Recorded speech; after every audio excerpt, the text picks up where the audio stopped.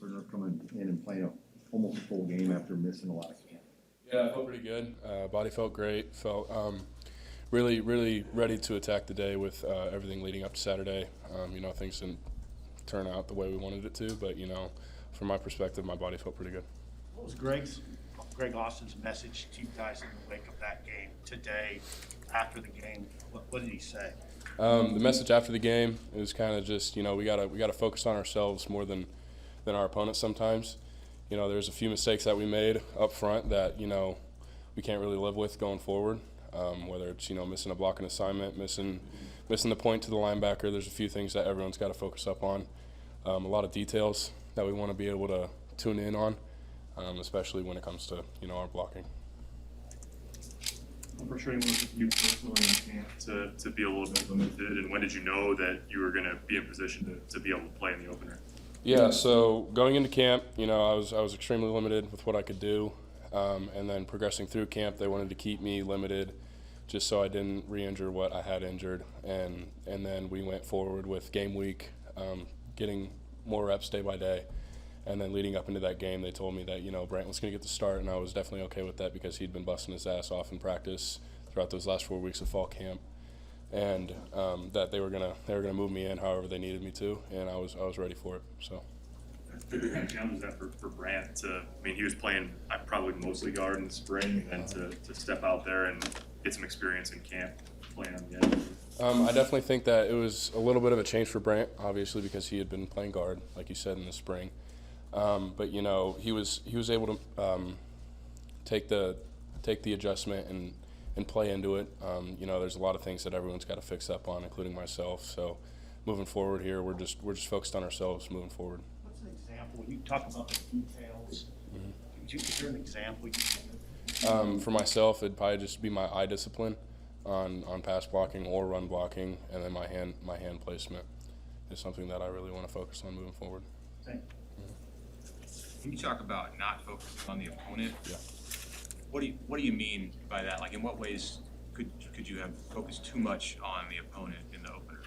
More than less, not focusing on the opponent. More than less, just focusing on ourselves. What we need to get better at. More than less than what we need to plan forward going forward with. We had an amazing game plan going into that game. They didn't play the defense that we had prepared for it, and we just had too many mistakes up front. Where, like I said, eyes, hands just weren't in the right spot, which led to, us missing a block, us missing whatever it was moving forward. So, like, for example, there was some talk after the game about Illinois showing a front that you hadn't prepared for as much. Did you guys think about that too much in the game when instead you should have been more like you said, focused on yourself, or how did that specific example play into what you're saying? Not at all. We were definitely prepared for a different front, but when that's the beauty of football. Some team can play a certain front and then they can completely flip the script on you and play a different front. You just got to adjust on the fly. I thought we did a solid job of preparing for that certain front. It was just that the adjustment that we needed to make up front, the offensive line, we just needed to do better. What do you hope you get out of this week playing a lesser team, Fordham, FCS ranked team? What do you hope you get out of a week like this?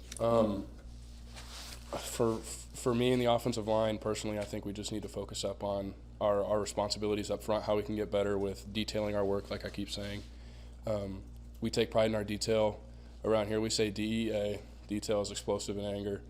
With our details, like I said, eyes, hands, explosiveness, firing off the ball, coming off the ball hard, and then anger is finishing your blocks. You guys talked a lot about being a downhill running team through fall camp. How much of that did or didn't translate to the game from what you guys had done?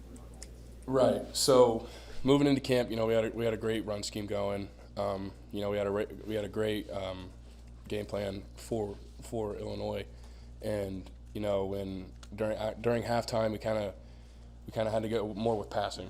We were down by a score, and then when they started off with the ball and they chewed off 8 minutes of the clock, we kind of had to air the ball out a little bit more and focus on that aspect of the game rather than, like the hat says, run the damn ball. You can't really run the damn ball when you got to play a little bit of catch up.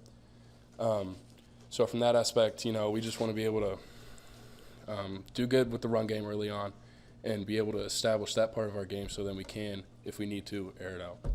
how excited or ready are you guys as a line to show what you could do in that regard in terms of running the ball? Being a downhill team? We were really excited for it. And, you know, when they came out with a different front, we weren't really, I wouldn't say we weren't caught off guard, but, you know, we just didn't react the way we should have.